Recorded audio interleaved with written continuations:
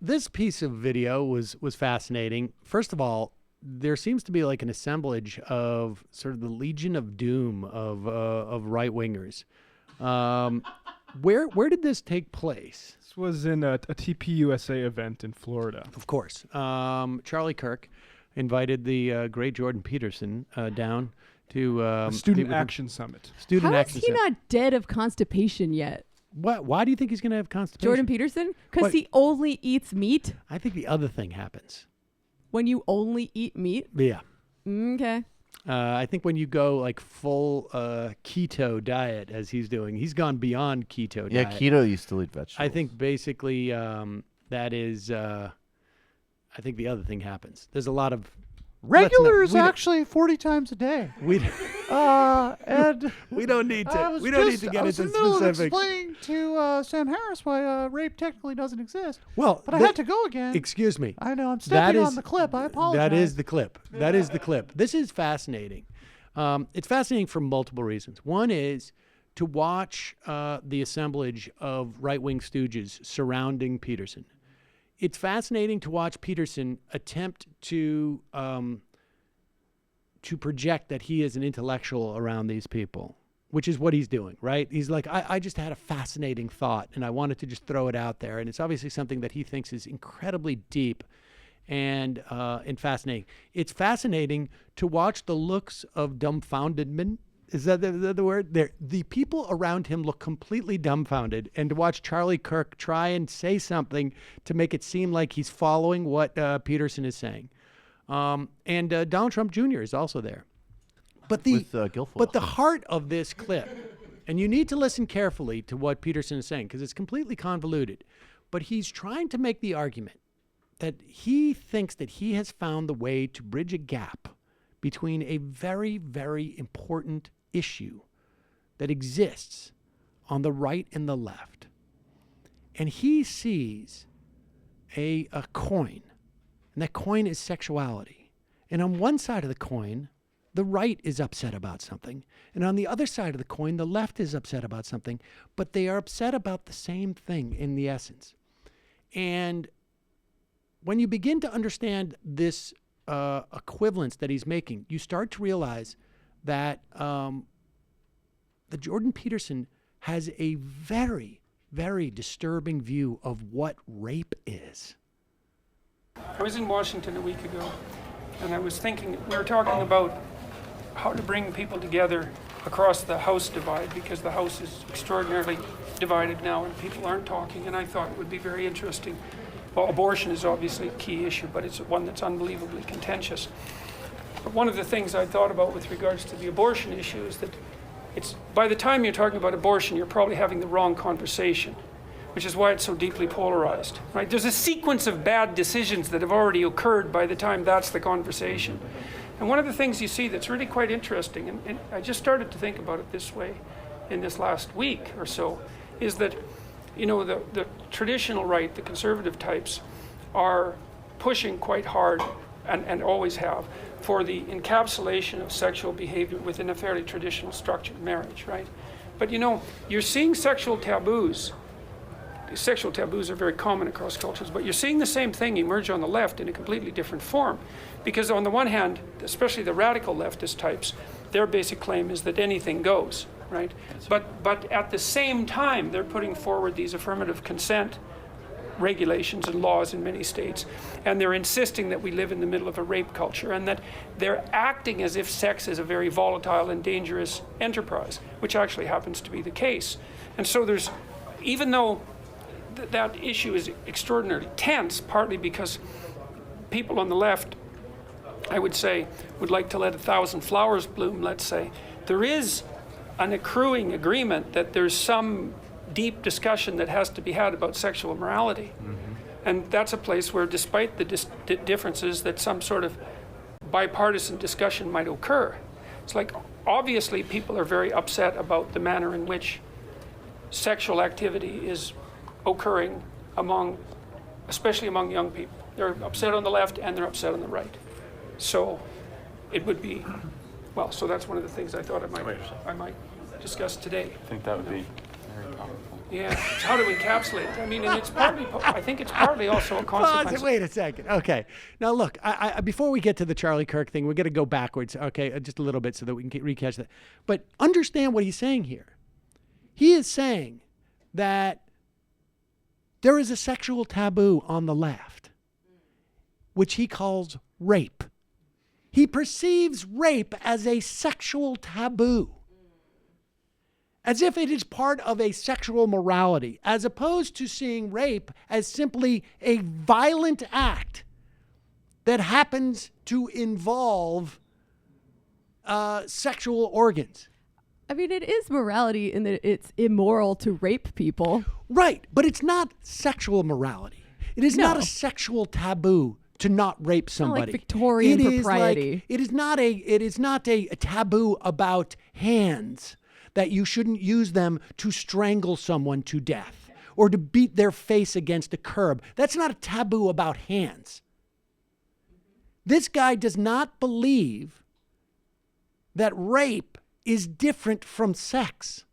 He thinks it is some type of sex that there is a taboo against on the right. Such a strong taboo that you actually need to have affirmative consent.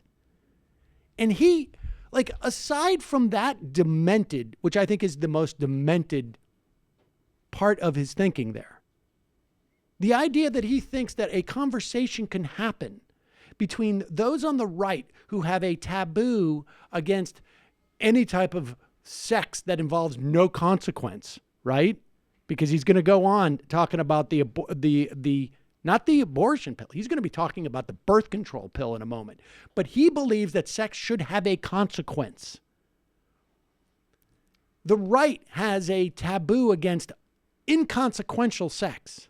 And the left has a taboo against sex that is forced upon women via rape. He sees that as a possible potential for members of the U.S. Congress to discuss. No, I get it. This guy is so demented and stupid that he could only espouse this stuff in a room full of these other demented people and stupid people. And that you get Charlie Kirk just like literally can't even say with, like, the breath leaves him in the middle of attempting to say that would be really powerful. And just so continue. This is just stunning. Is occurring especially among young people. They're upset on the left and they're upset on the right. So it would be, well, so that's one of the things I thought I might discuss today. I think that would be very powerful. Yeah, it's how to encapsulate. I mean, and I think it's partly also a consequence of the fact that we haven't adapted to the birth control pill yet. You know, it was a major technological revolution, the birth control pill, and it's only been 50 years. And we haven't figured out what it means for women to have control over the reproductive function, or what the consequences what the consequences of that should be socially. The leftist types, especially in the 60s, thought you could just blow sexual morality apart completely, because now people were free to do what they want. But that isn't working. There's a backlash against that on the left as well. So it would be fun and necessary to think. Pause it. Fun. The backlash on the left he is talking about to the birth control pill is that people are against rape. That's what he's saying there. That's the backlash from the left. Like, they're developing this taboo against rape, as if rape is a function of the birth control pill. I mean, this guy is so out of his mind. I mean, honestly, like, I think he's just like, I'm a prophet. This is really, really super side point, but like, he's talking to Donald Trump Jr. and Kimberly Guilfoyle about sexual morality. Like, this is just not your correct audience. Like, there's just something hysterical and not reading that they look, all of them. No, he reads totally it, of course. boring. This is his shtick. Are you kidding? He likes wants that that they look look bored. of befuddlement because it makes him feel like he's operating on a different plane I'm getting that is deep. above theirs. Just finish this up here. Super deep. fun and necessary to think fun. It would be engaging and necessary to think that through, because maybe there's some room for a real discussion about that. So I want a lot of your speech today to be questions, if you can. 'Cause this audience would love how much of it? 70%, if possible. All right, so how long do you want me to talk? I think we have you slated for quite a long time. Oh my God. Also, bitches be trifling. No, I get it. The right is mad that women have too many choices, and the left is mad that women's choices aren't being respected. It's totally the same. But there is a taboo on the left. Like they have a problem with like this notion that women should have to give consent. That is a taboo that they have developed. I mean, it really is stunning. And he is right about the fact that some people have yet to come to grips with the fact that women have control over their own body and the implications of that. And I would say that Jordan Peterson is example number one, is patient zero of people who have I'm the not 12th monkey. who've not come to grips with the idea that women can actually support themselves now because they can control their own body. It's problematic for society. Also, speaking of sexual morality, if we go back to the clip here, you can notice Bumble Jack in the background. Oh, that's right. Identifiable from the major knot on his Yeah, forehead. what there. happened? No, he's not there. His wife hit him with a pan. It looks like a big zit. After his wife hit him with a pan. Well, Speculation.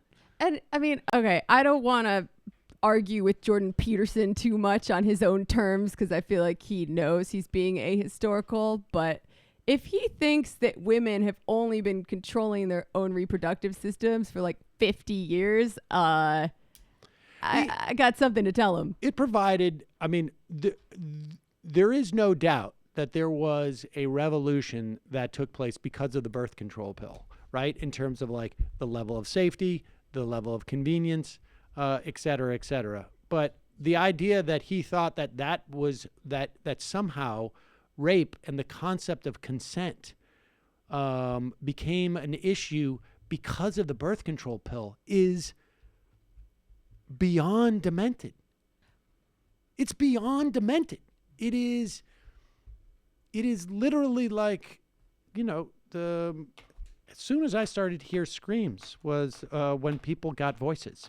Like it's crazy. It's crazy. Yeah. He also needs to read some Sylvia Federici. I don't think he's going to do much of any of that. He should read more he should read some Ryan Eisler. Let's